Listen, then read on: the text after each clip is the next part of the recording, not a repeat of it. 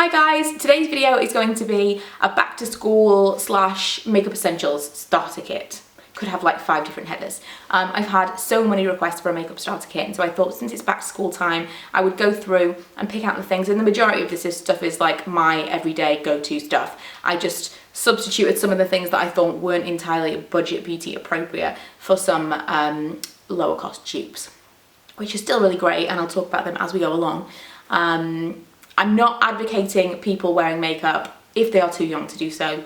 I know some schools won't even let you wear makeup, but I am going to go through some kind of hints and tips with certain products that I really like that'll just perk you up and make you look a little bit more awake and even everything out without it being too full on. It's school, or it's potentially, you know, your first time wearing a lot of makeup or a full face of makeup. You don't want to go from nothing to, you know, bright red lips, thick eyeliner, all that stuff. So I'm just going to go through the stuff that I wear on a day-to-day basis. It's basically my kind of daily face. I don't wear a lot of makeup day to day, especially in the summertime. I keep it as minimum as possible, or as minimal as possible. So this is kind of what I would recommend right now, as well as for the other things that I'm making this video for. So to kick off, I have my base, and I'm actually not using a foundation right now, and I haven't done for ages. I need to pull my mirror a little bit. I was using a foundation when we went to Las Vegas, and I can't think of how many times I've actually pulled out a foundation to wear on a daily basis since then, because that was kind of coming towards the end of spring.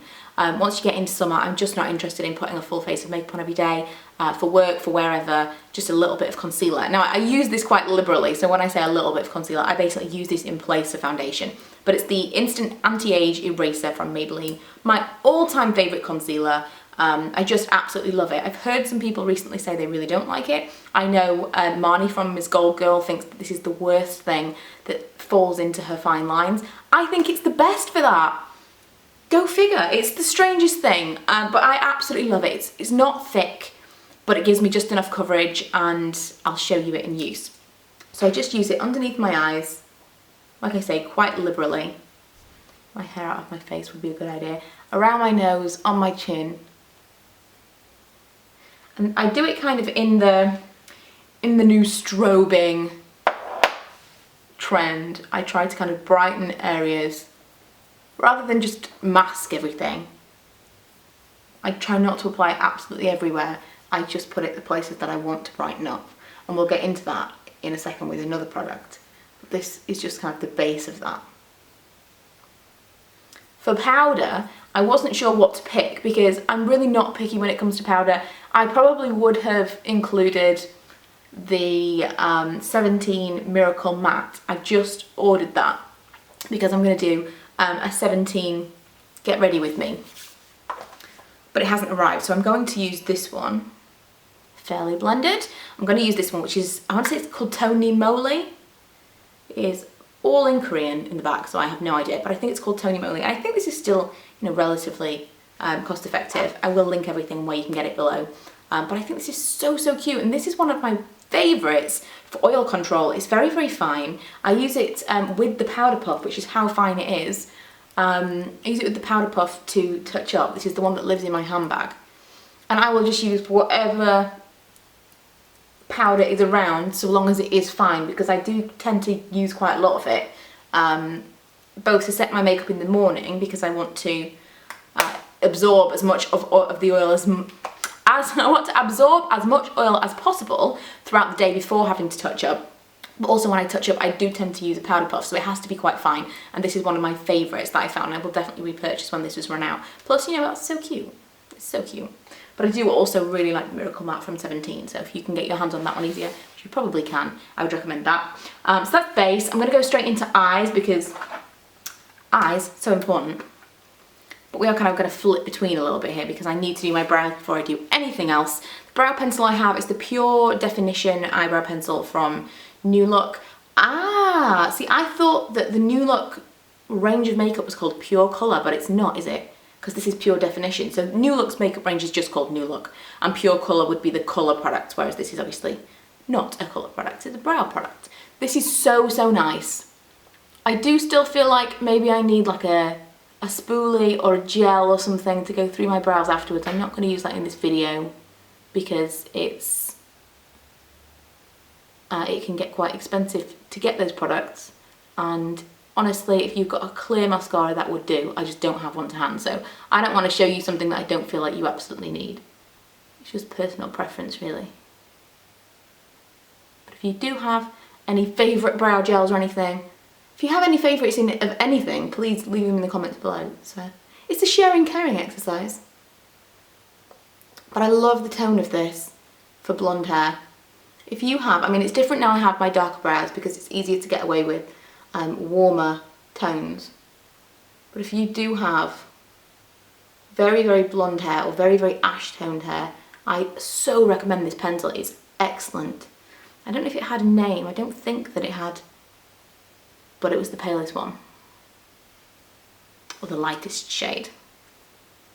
I can't get over that. I've spent so much money trying to find something that was this colour, and this was so inexpensive. I love it. So the next thing I'm going to go on to is this, that I'm using as a mirror right now. It's the Makeup Revolution Radiance Palette. Now I've got the Hourglass palette, which this is a dupe of. Ta-da. I have that, and for a long time, I mean, I got it in February for my birthday from my friends, and I just didn't use it until a few months ago. I just thought, oh, it's really pretty, and I'll probably love it, but I never really felt like I wanted to reach for it until I went on a makeup course for Freedom with David Horn, and he was talking about strobing, which, as I mentioned, was like drawing out the highlight areas. And I've spoken about this in other videos. It's so much easier than contouring, bringing out the light. I still like to add a little bit of something if I have the products on hand under my cheekbones, just like habit more than anything else. But bringing out the light is so much easier than adding in the dark. And so I thought that Hourglass palette would be perfect for that. So I've been using it and I really, really like it. But I don't think it's the palette itself that I'm like, wow, this is amazing. It's very, very glowy and it's beautiful, but it's so expensive. Much as I love it, I would not recommend it for the price. It's just insane. It's a treat. Whereas this product, this palette, which as you can see has also been used, does pretty much the same thing. The only thing I would say, this, I don't know what each of them are called, but this colour, which is like the one that you could use all over, is very, very fine. It's just a sheen, whereas the other two products are definitely shimmery. There will be particles of glitter, so be careful where you put them. But I'm going to use the just shimmery colour, that one. I'm going to use it in the areas that I want light, and it will just give me a glow. So up onto my cheeks,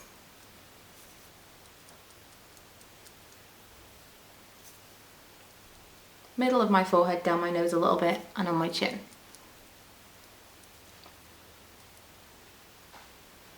I'm then going to go in with a slightly smaller brush with the more highlighty colour in the middle, and this has got some shimmer to it, and do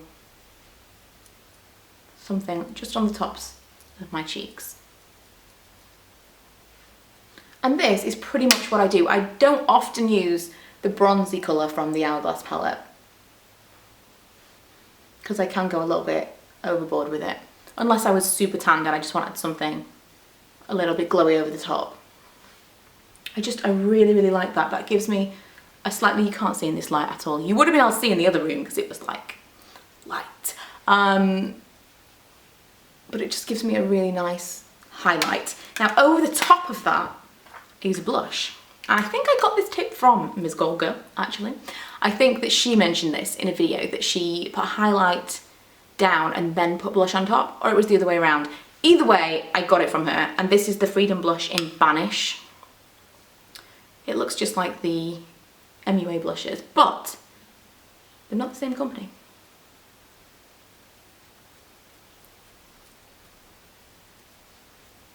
I love this one because you can be quite liberal with it and you're not going to really overdo it.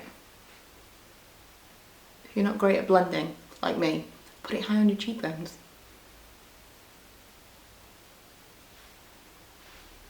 Because then you won't end up with like China doll effect that I normally used to.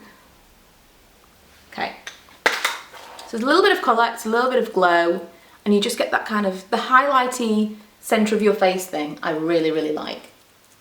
I'm just blending now because I'm terrible at blending. So that is my face basically done.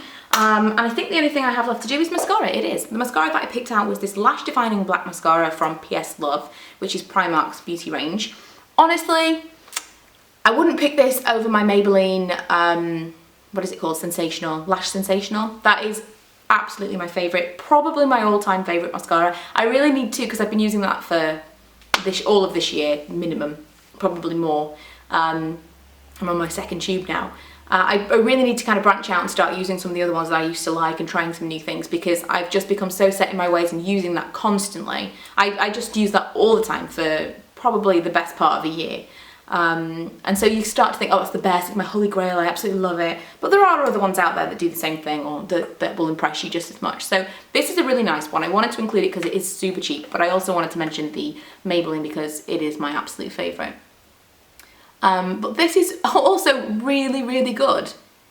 It still gives you a lot of lift and definition. I mean, my lashes, like, you can't even see them, can you?